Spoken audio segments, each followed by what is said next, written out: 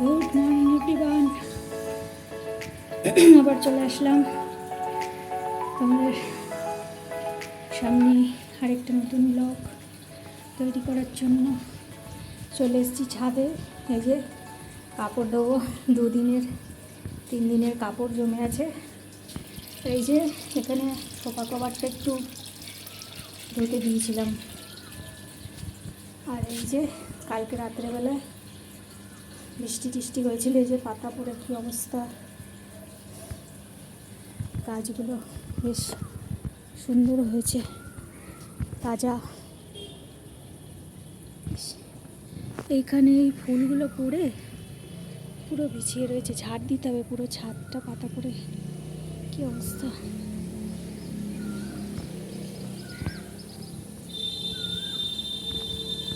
যাকে good morning, welcome back to my channel. তো কেমন আছো সবাই? আশা করছি খুব ভালো আছো, আর আমিও আছি। আজকে মনে হয় শনিবার। মন যতই খারাপ হোক, রোজ নতুন নতুন দিন আসে, আবার নতুনভাবে সেই দিনটাকে শুরু করতে হয়। এটাই জীবন, কিচ্ছু করার নেই। মনে যতই দুঃখ কষ্ট জ্বালা যন্ত্রণা হোক, তবু হাসি মুখে আসতে হবে তোমাদের সামনে। আসি যতটা পারি হাসি মুখে আসে না, তবুও যেন জোর করে হাসতে হয়। যাকে তোমরা দেখতে থাকো। সেরকম কিছুই না, সিম্পল একটা ব্লগ, জানোই তো। কোথাও যাওয়ার নেই, আসার নেই, কিছু নেই। রোজই সকালে উঠে একই কাজ।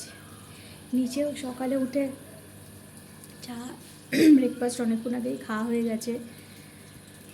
তারপর ওদের মাংসও সকাল সকাল সেদ্ধ করে ফেলেছি, ছিল না একদম। আর মানি সকাল সকাল আবার খায়। এই যে একটু আগে খেলো, খেয়ে দিয়ে বেরোলো। ওর খিদে পেয়ে যায়, ছুটোছুটি করে তো। আর এই যে নিচে বাসন কটা রেখে দিই, শুকিয়ে যায় রাতে রেখে দিই বলে, সেই জন্য বাসন কটা একটু এটাগুলো ধুয়ে আর মানে একটু জল দিয়ে ভিজিয়ে রেখে এলাম। এখন এসে এই সোফা কভারটা আগেই একবার এসে ভিজিয়ে দিয়ে গেছিলাম। এখন সোফা কভারটা ধুয়ে মেলে দেবো, আর কাপড়গুলো আবার ভিজিয়ে দিয়ে নিচে চলে যাবো। বাসন মাজতে ফাঁকে আবার এসে কাপড়গুলো ধুয়ে যাব। এতগুলো কাপড় একবারেও দেওয়া যাবে না, দুটাকে দিতে হবে। তো যাই হোক, নিচে কাজ করতে করতে আর ফাঁকে ফাঁকে এসে আমি ওই রকমভাবেই করে নিই। বাবা কতবার যে ওপর নিচে আমাকে করতে হয়, তাও রোগা হই না। তো ঠিক আছে, কি রান্না করি না করি এখনও পর্যন্ত ঠিক করিনি। তো নিচে যাই, আগে এইগুলো সারি। একটু একটু হালকা হালকা রোদ উঠছে, জানি না, যাক না উঠলেও ভালো, গরম ভালো লাগে না। তো ঠিক আছে, তোমরা সাথে থাকো, আর যা কিছু করি তোমাদের সাথে শেয়ার করব। এই যে এখানে মেয়ের স্কুলের ব্লেজারটা রয়েছে, এখন তো স্কুল আর যাচ্ছে না, তো ভাবলাম এটা পরে সেই পরীক্ষা দিতে গেছিলো আর ধোয়া নিয়ে রাখা ছিল, তো ভাবলাম ধুয়ে দেবো। আর এই যে পাতলা মতো কম্বল, এটার উপরে মানি শীতকালে শুতো, এটা আমাদের গায়ে, তো এটা ধুয়ে নেবো। আর এখন একটা একটা করে ধুয়ে নেবো কম্বল। আর এই যে সব এগুলো ভাগে ভাগে রেখেছি, কাচবো। কত কাপড় রয়েছে। আর এই যে এখানেও দিয়ে দিয়েছি। আর এই যে একটা ছোট্ট বালতি সেদিনকে কিনেছিলাম, আর এর মধ্যে দিয়েছে একটা ওড়না। ওড়নাটা না মেশিনে দিলে নষ্ট হয়ে যায়, বিশেষ করে ওড়নার গায়ে যদি কোনো বিটস এসব জাতীয় কিছু লাগানো থাকে, এগুলো না মেশিনে দিলে নষ্ট হয়ে যায়, উঠে যায়। সেই জন্য আমি এই রকম একটা ছোট্ট বালতি কিনেছি। এর আগের দিন দিয়েছিলাম, একটা এই পুঁতি উঠে গেছিলো। আমি ভাবছি না, এই ওড়নাটা একটু ভালো ওড়না, সে অনেক দিন আগে কিনেছিলাম এটা মল থেকে। যদি মেশিনে দিই না নষ্ট হয়ে যাবে, যেন ভাবলাম থাকে। এই ছোটো ছোটো এইরকম জিনিসগুলো এই বালতিতে ভিজিয়েই আমি ধুয়ে নেব।